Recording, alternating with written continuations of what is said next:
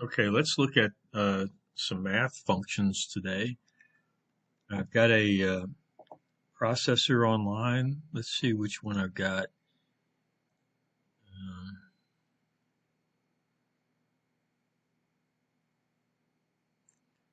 Got a L18 ERM at 108, and I've got another one, L18 ERM at 23. So let's go with 108. I'm going to download into that my blank program just to kind of clear it out. Okay, well, here's a good example of something that happened.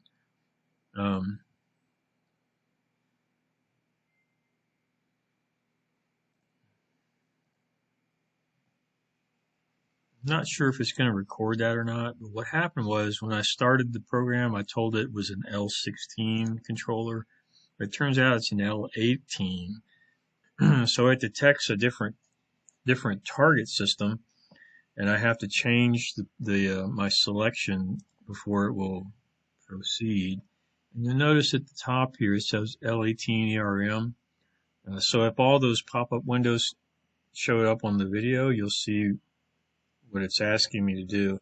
It happens whenever you start out with a controller type. It's not exactly the correct destination target controller. So no big deal. It's just one of those things. So I was looking at this earlier, and what I did was I set up 3 tags. I set up a result tag, an X and a Y tag. Let me go ahead and delete those so I can show you how to add these tags. Notice if you go to edit tags, you can right click here and delete a tag that you don't like. Let's go to this cell right here, and I'm going to go ahead and add them the regular way through the software. So let me enter a blank line. What I'd like to do is do a compute instruction. So here's our math functions. We have compute, addition, subtraction, multiply, divide. We have modulo, which is a way of coming up with a remainder when you divide 2 numbers. And so we'll see if we can do that as well. Of course, we have square root, negative, absolute value. So let's do I guess one of each. Why not? So let's do an addition first. My source, I'm going to have x. X is my source. I'm going to make a new x. I'm going to have, this is going to be a real number. Okay, real numbers have decimal point values. So let's do an x and let's do a y. Y can be a real value as well. And destination, that can be result. But I feel like I'm going to have several different results today. So let's do a result.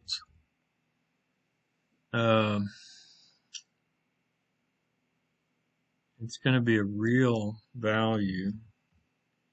And I'm going to click on these triple dots here. I think what I'll do is make an array of real values. So I'll click on the triple dots. This dimension 0. Let's go ahead and just give it 10 elements. Okay. And I'll create that. And when I go back to the result now, I need to select which result 0. Okay, let's go into result 0. So I just created an array, a one-dimensional array of real values that has 10 elements in it. And you can see right there on the pop-up, real 10. It goes from 0 up until 9, 0 to 9.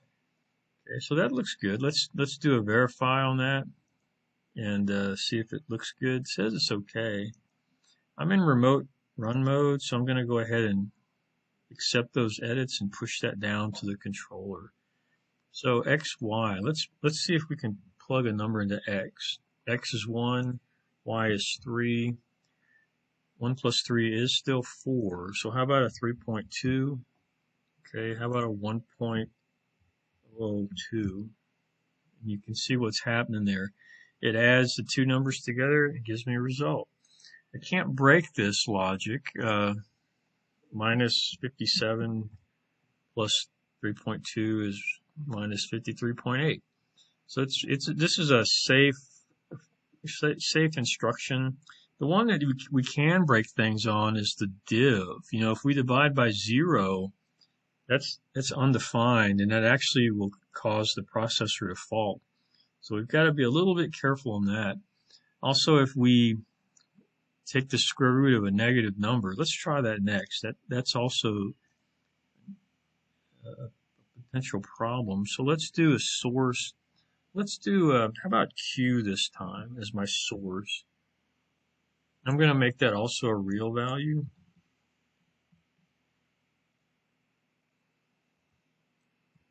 Okay. And let's preload a 2 in there. My destination will be result bracket 1. Okay.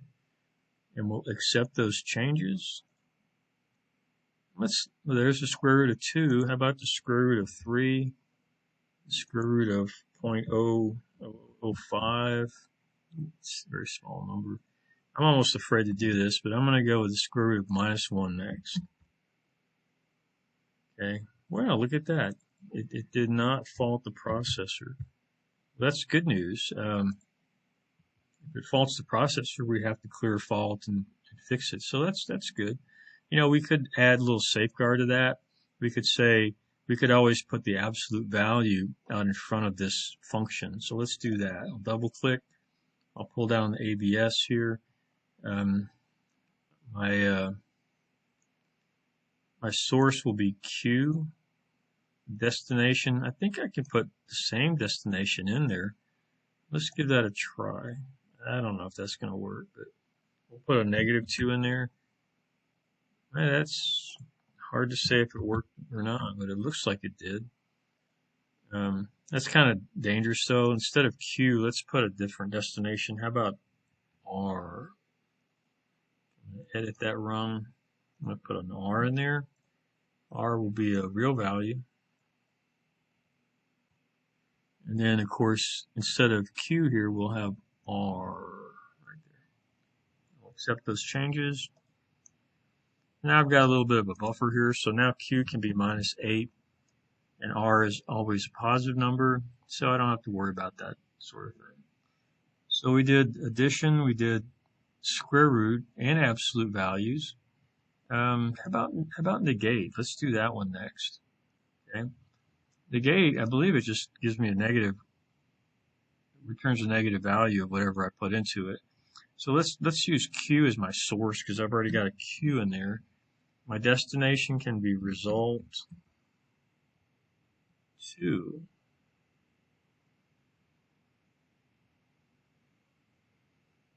I don't think I've got the, right, there we go, result 2. Accept changes. And yeah, -8 turns into a 8. How about an 8? 8 turns into a -8, so that's handy, I guess. You don't have to multiply by -1. You can just negate. So let's do subtraction next, okay? I'm going to add a new line right here. Let's do a subtraction. Let's take x minus y. X minus y, and that can be result 3. Okay, we'll accept those changes. So let's do an x of 3. That's odd. Let's put a 3.2 right there. It's odd. I'd never noticed that before. It's off by a little bit. Hundreds, thousands, 10,000, 100,000, million. It's very unusual. Let's go with a 3.0 here. A 3.0 here.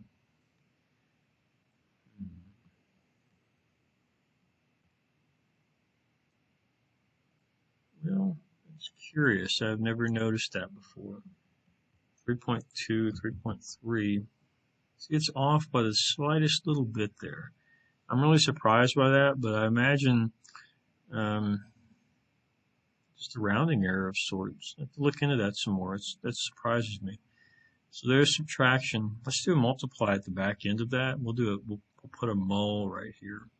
So we'll take result 3 times result 2. And that can go into result 4. We'll accept those changes. And I've got some more math going on here. We can do a div. I'm saving compute for last. So let's put a div on there, divide. Let's see what division does. I think I can break it on this one. The reason I'd like to break it is so I can show you what happens when you get a fault. So let's do, I guess, let's pick some new letters. How about A? A is going to be a real value. And let's go with a B right here. So we're going to divide A by B. And that's also a real value. The result can go into C. Well, I don't want to do that. Let's stick with our original plan. So result element number 5 there. Let's accept those changes. So if A is 5 divided by 0, well, that's also very, very odd, because 5 divided by 0 is not 1. Well, no, there's a dollar sign there, okay? That's interesting. So 5 divided by 1 is 5. I think that's telling me that it's probably like an invalid result there. Let's put a 0 back in there, and then let's look at the tag database. Controller tags, and let's look down here under monitor mode. We'll look at result.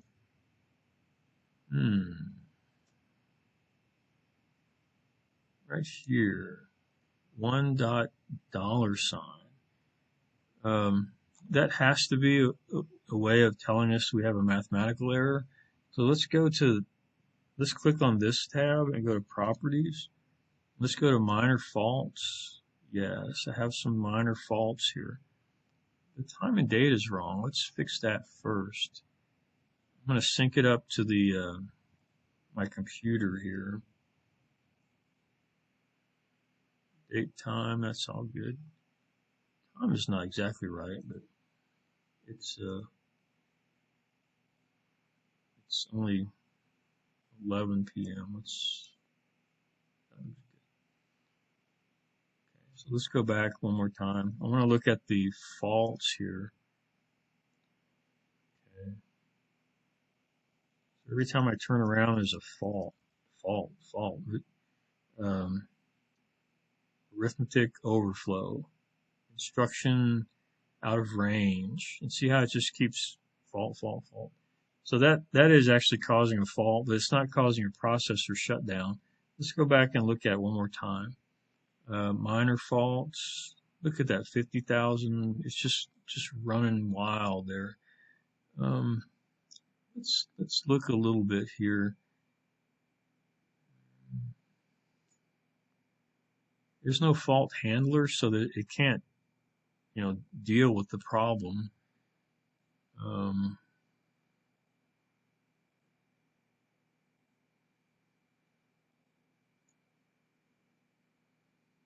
Now I've got the program faults coming up here. Well, I'm happy that it's not shutting down on a minor fault like that. It really is a headache when it happens, because it shuts down your processor, and then everything that's operating from the processor just freezes as well. So I'm happy to see that. We can clear those faults, but you see they just keep coming. So let's stop that. And let's fix it so it doesn't happen, because we don't want that sort of thing to happen. So here's what we'll do. We'll say that if B is not equal to 0, so we're going to use a little bit of our compare logic, not equal to 0. So B not equal to 0, then I will do this division, okay? If it is equal to 0, I will skip that division.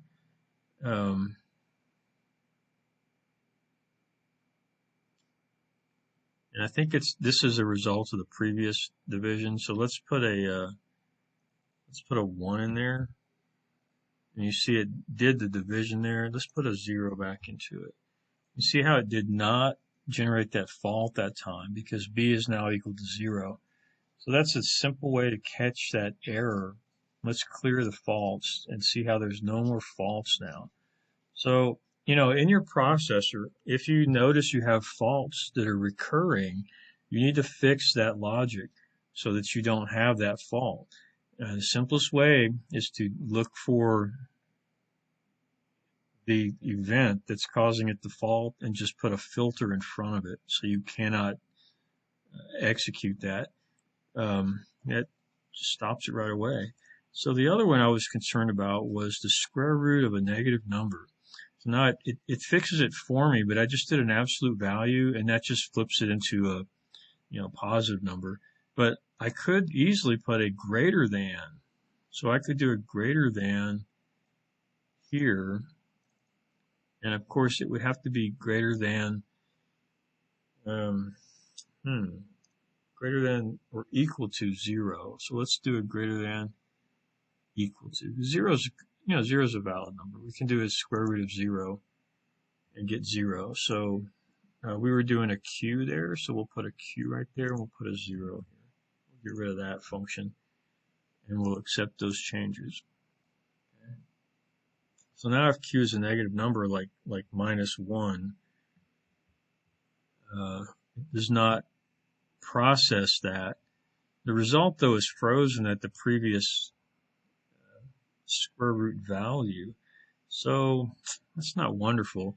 I guess if I was less than 0, I could push a 0 as a result into the result 1 here. So let's do that. Let's add a line. We'll say if q is less than 0, we're going to do a move instruction, an MOV. We're going to move a 0 into result 1. Pull that down there. We'll accept those changes. So now I'm at a -1, put a 0 in result 1. Let's go up to a 1, and of course everything picks up.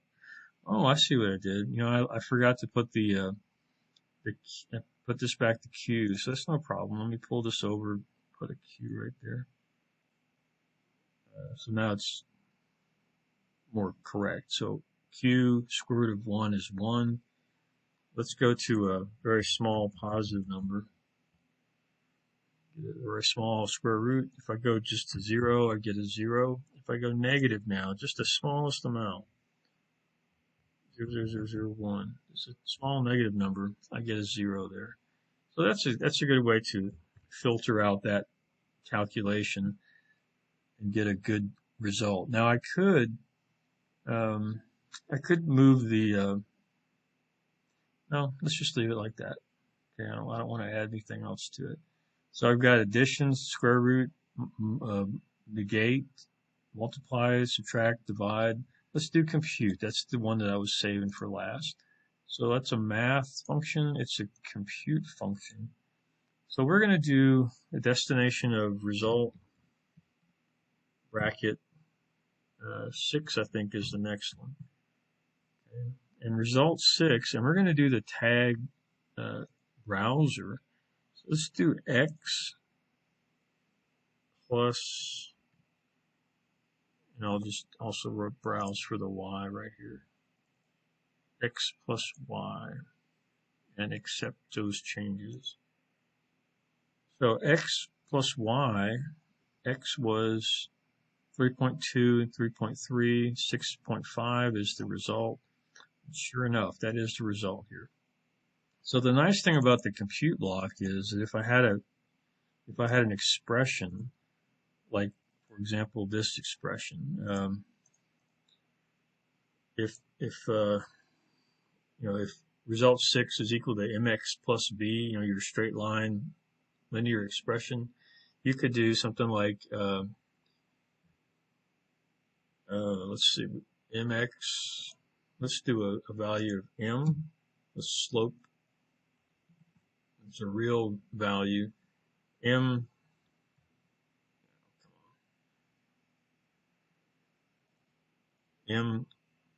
times, I guess big X, let's put X in there, y equals mx plus, and we'll do a little b here. So we'll put a lowercase, well, I've already got a b on it. It's already been defined, so we'll just browse for it and pick up the little b right there. Okay. So we'll accept those changes. The only downside to this is that we don't see the actual values right here. So if I wanted to see those values, what I could do, I could add another line right here, and I could do a compare, and I would put I put a y right here. Well, not a y. I put an m. I put an x right here. I do another equals. I put a b, and I'd put result bracket 6. All I'm trying to do is put all the relevant values in this general area here. So if I want to see the values come in, and what I'm going to do is put a no op as my output for that rung. So it doesn't do anything. It actually does some comparisons, but it doesn't generate a useful result down here. So m is, let's make a 0.1 for m, 0.1. So m times x, let's set x be 3, b is 0, so 0.1 times 3 is 0.3. Let's say my b is that's my y offset, let's say it's 3, and the slope is now 45. Everything works out great. So, you know, the compute block is great when I have a function that I'm trying to generate a result for, and I don't want to string together a bunch of math operators to get that result. Also, in the compute block, I should also look for things that can cause a malfunction or an error, a flag, you know, a fault, and try to filter those out before it happens, because, you know, on the faults, you can look at all the faults here, you know, catch them all. There are no faults right now. I cleared the faults, but it's not a good idea to have a program that's got bugs in it like that. You should find what causes it to fault and fix it. Okay.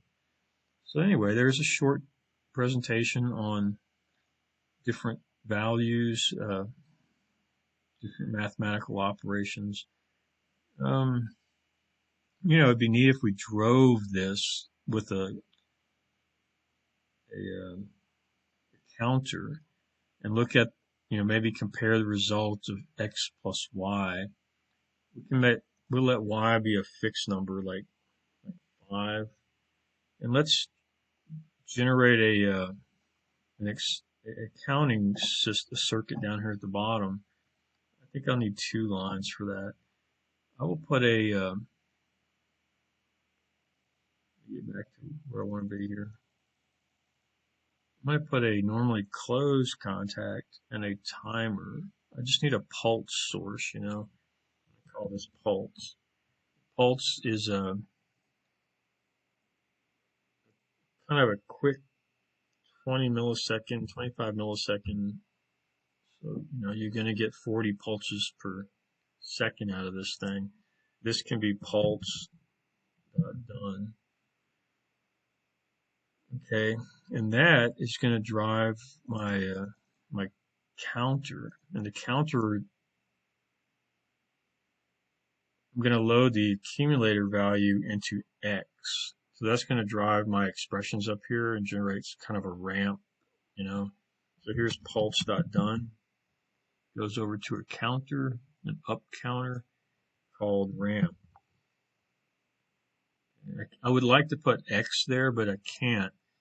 I've already used the value of X. I'm going to make it go from 0 to 100. Ramp is a timer name, not a simple tag name. Let's push all this down and see if it works. It looks good. I'm going to add one more thing. It's going to be a move. Now I could do a compute at this point. If I wanted to do a compute and make x equal to ramp.acc, I could do that, but I'll just do a move. It's simple. So we're going to move ramp.acc into x. Okay. And when I click on this, x should become a live value. It's a real number, so you've got a decimal point. It converts the ACC, which is an integer, into a real number for us automatically. So let's go up here and look. Sure enough, x plus y is a new number. Do I have x anywhere else? I do. I have it down here. So x minus y, that's also changing. This is not doing anything over here. So what I'd like to do is look at a trend of x and y. Let's see if I can do that.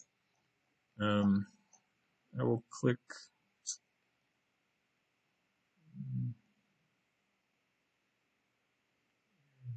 I guess I could go with that one. Trend that. Let's change the properties on this to some colors that are a little bit brighter. So we're going to do yellow color for ramp.acc, which is x. It's the same thing. And while we're here, let's add a new tag. Let's add y.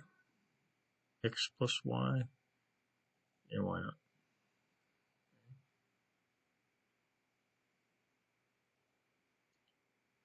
Let's see. One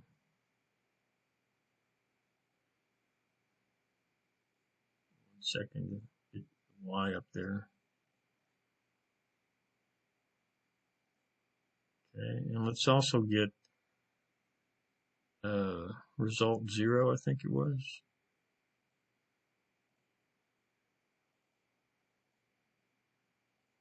Okay. Those are good colors. Red, result, yellow, green. On the y-axis, it's going to scale itself, so we'll leave that alone. On the sampling, let's do a time period sampling of 10 minutes, and let's do like 100 millisecond sample rate, and let's just look at it, okay?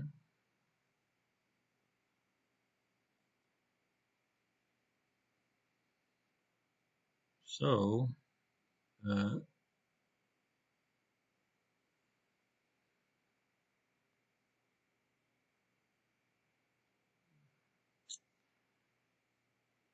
well, I'm not really seeing the yellow curve. Maybe off the chart. Notice I don't see numbers here either. Let's see what's going on with that. Y-axis, automatic. Let's see here. Pen colors. Let's go with the orange color. Everything looks good. Well, the min-max doesn't look right, but let's go with that. Stop it and run it again. Okay, well, I've got the axis labeled here. It could be that I don't know, it could be that these numbers are so close together that we can't see a difference on the chart because they are awfully close together. I think the orange and the red are right there neck and neck, okay? I noticed one problem here, and that is that the counter never resets. So let's reset the count. I don't like what it's doing here. It's just continually going up. So let's put it right here. Now let's move it up. What we're going to do is we're going to reset the counter when it's done. We're just going to reset it. So we're going to do an open ramp done, and we're going to do a reset ramp. Okay. And let's go back to our trend, and hopefully it's a little bit better now. Well, that accumulator is still going crazy there. It is going on here. Now it looks a little better. Let's stop it and run it again. There we go. Okay, it had gone off the charts. This is a whole lot better. So my result is going up and down. Let's slow this down some because it's a little too quick. Let's go on the x-axis and we'll change it to something like 60 seconds on the x. Okay. So I'm seeing the red, which is the result. The ramp is, I still don't see it changing here. So let's go back and slow things down considerably here. Let's go with the 250 millisecond. There we go. Let's restart the trend. So it's a little bit slower now. I still don't see ramp.acc though, but it is changing.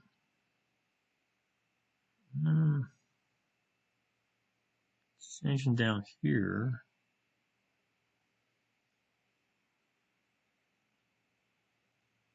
Let's just look at it for a minute.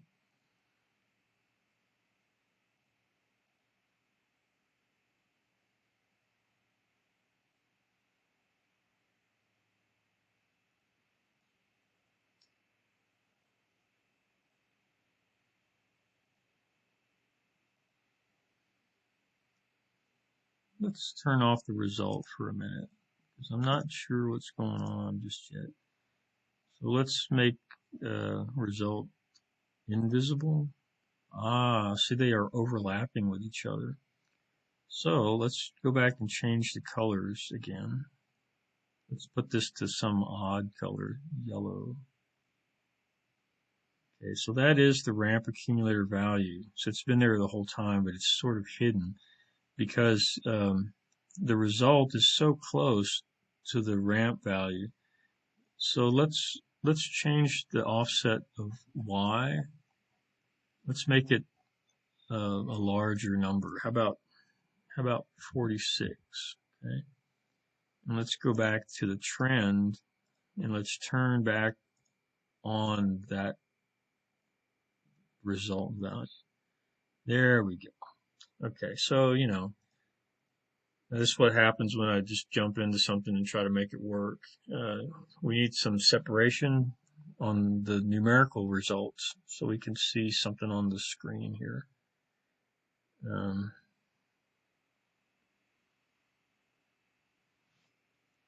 Let's let it run for just a bit. See, the y value is a fixed number, so it never changes. I'm still not seeing the ramp value. Let's try one more time here. Pins, let's turn that off for just a bit. That's strange. Something's not working right on this.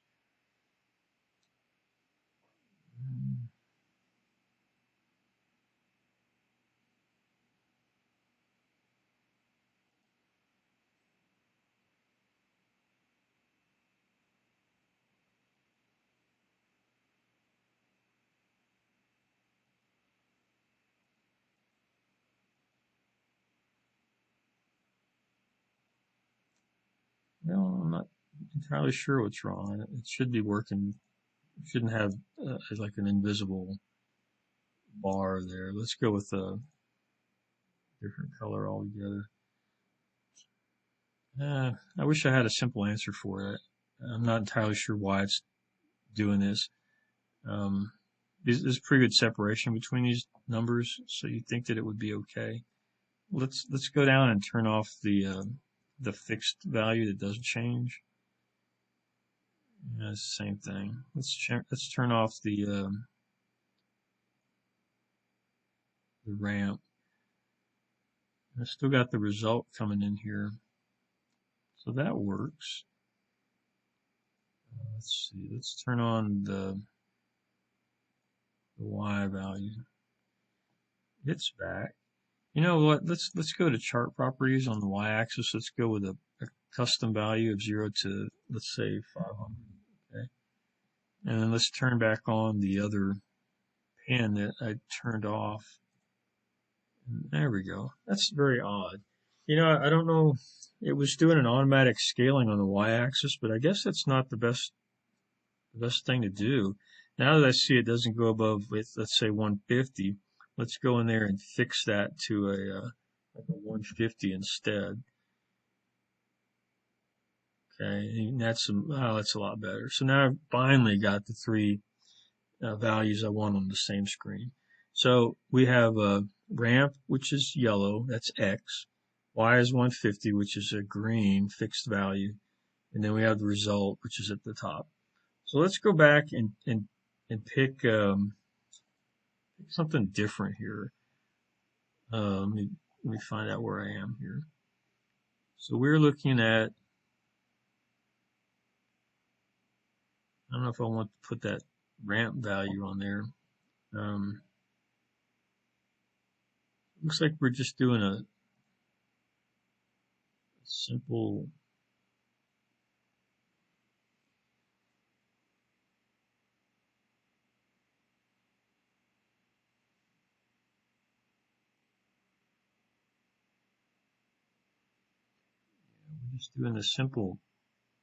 addition. We have the ramp, we add it to y, and then we get the result in 0. So let's do something besides just simple addition. How about looking for a number that's a little more interesting? This maybe. How about if we do, you know what, let's do something even totally different. Let's look at some of the more advanced functions, like we have sine and cosine. Now, the thing about sine cosine is that it's in radians, and there's, I believe it's like 57.2 degrees per radian. So let's see if we can get the sine on the trend. Let's do the we'll do the ramp, and then we will just get rid of y. Let's get rid of that. We don't need y. We'll just turn it off. And then this result here, which is the red one, the result is going to be the sine of the ramp value. So that'll be something different. And let's turn it into degrees so that, you know, it's more familiar to us. So we'll go like 0 to, and let's change the ramp value to 360 degrees, because, you know, it'll count from 0 to 359. So now we need to change it up a little bit. Let's add a sine function in here. It doesn't matter where, I'll just put it down here at the bottom. So now I'm going to do a couple of things. I'm going to take the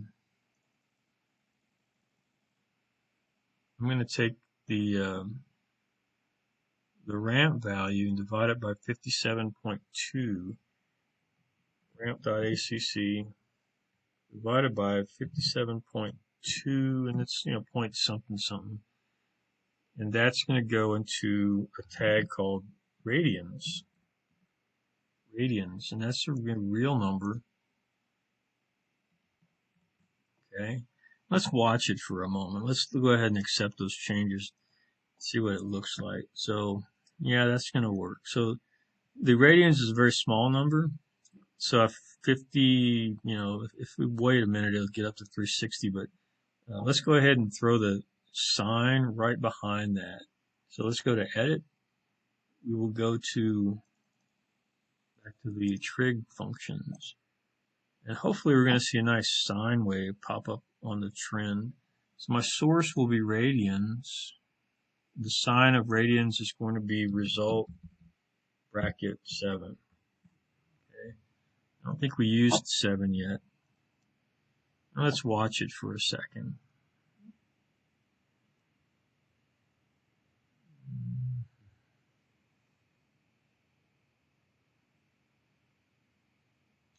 You know, it wouldn't hurt if we multiply result 7 by a number like 100 to get a larger number to plot. I'm just watching those numbers go here. I want to see what happens. Yeah, it's going back down. So rather than go into result 7, I'm going to put that into a tag called temp. Temp is going to be a real number. It's going on a little bit longer than I expected, but it's okay. And let's do a math, a simple multiply. The mul. Okay, so we're going to multiply temp by 100, and that's going to go into result 7. Let's watch that for a second. Let me accept those changes. All right, so we got a good healthy number in result 7. So let's go back to the trend, and let's change it from result 0 to result 7. Add configure. We don't want Y anymore. We don't want result 0. We want result 7. Let's find it. Result 7. Okay. Let's stop it and run it. Would it help if I didn't add that to it? So let's go back one more time. Result 7 add. Okay. That's good. Green is a good color. Let's run that.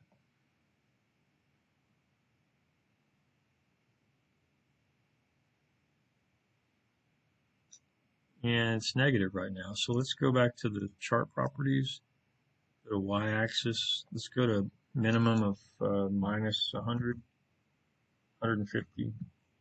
Minimum, yeah, there we go. And let's let it run for a minute. So what we've got now is a linear number, which is ramp, which is yellow. And I need to speed that logic up a little bit. It's still too slow now.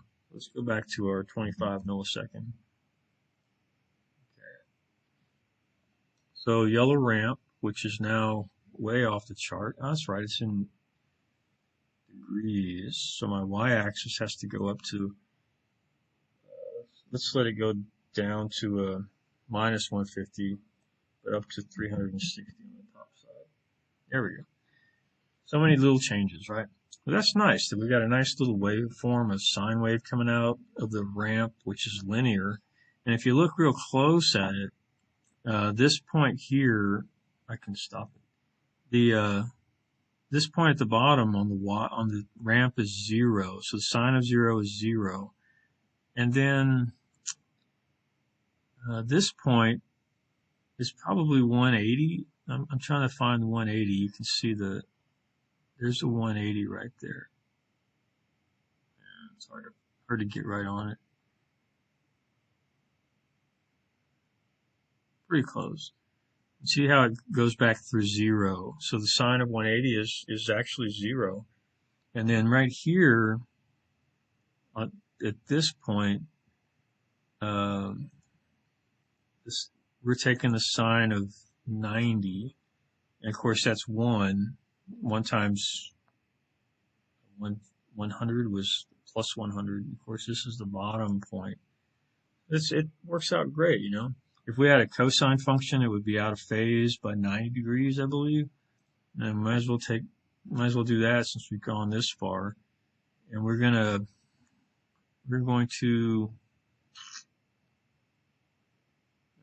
put a branch right here. Let's put a branch and get a cosine value as well. So go here, go here. Let's get a cosine. Let's just copy that, paste it here, and I will double click and change it to cos. Okay. The cosine of that, let's go into temp2. Temp2 is a real tag. And then, of course, we need to multiply and put it into result 8. So let's do a mul. We're going to take temp2 times 100, and it's going to go into result 8. Accept those changes. And now we've got the cosine. So let's go back to this. And I guess I like to see all that. Let's go ahead and add the cosine function now. I'm looking for result 8. So the trending tool is very handy. And I guess green and red is good. Let's apply that and let's run it.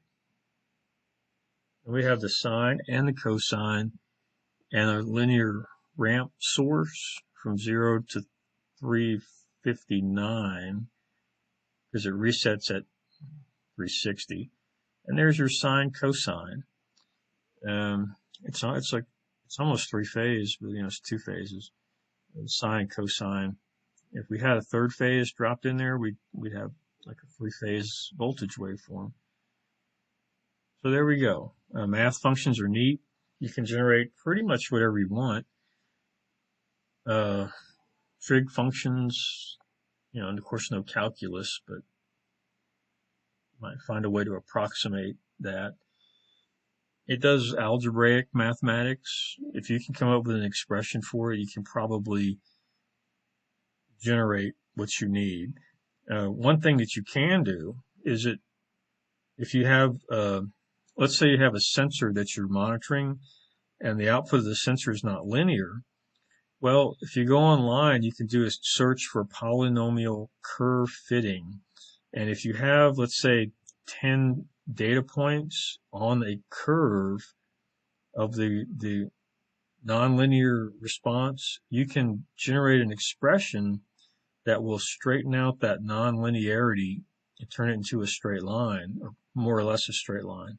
So you can plug in the expression into the compute block, and you can flatten out a nonlinear curve and make it approximately a linear curve. So there's a lot you can do with mathematical operators. It is a computer. The PLC is a computer, and it can do a lot more than just turn pumps and lights on and off. It's got pretty good capabilities.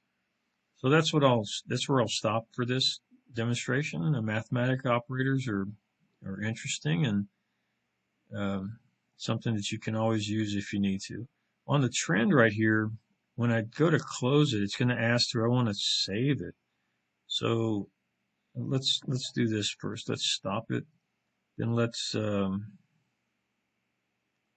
I try to close it, it'll say, do I want to create it? And I'll say, sure I do. And I'll just say next and finish on that. And if you look over here, it created a trend for me. So next time I want to see it, I just double click on it and run it. And it will start to get data for me. So I don't have to recreate the trend every time I want to look at something. I can just create them and save them off to the side and pull them up when I want to. So trending is great. When you have a quick process and you can't tell what's wrong with it, you can trend the data and watch how it responds and do some diagnostics that way. Okay, I'm done.